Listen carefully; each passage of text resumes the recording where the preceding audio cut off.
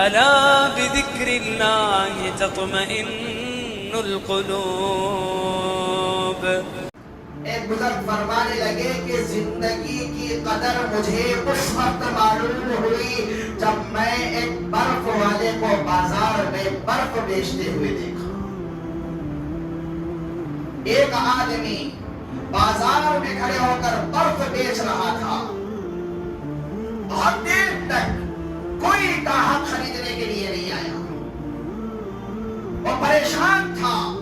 ایک طرف سے اس کا برف پگھل بھی رہا تھا اور دوسری طرف کوئی گاہک بھی نہیں آ رہا ہے اور یہ پریشان ہے اور یہ آواز دے رہا ہے او بھائی اس آدمی پر رحم کرو جس کا سرمایہ پگھل رہا ہے. یہ بزرگ کہنے لگے مجھے اس کی اس بات پر جب میں نے غور کیا تو مجھے زندگی کی قدر معلوم ہوئی. میری زندگی بھی برف کی طرح پگھل رہی ہے.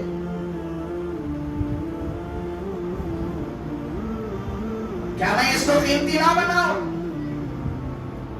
کیا مجھے اس کی قدر نہیں کرنی ہے؟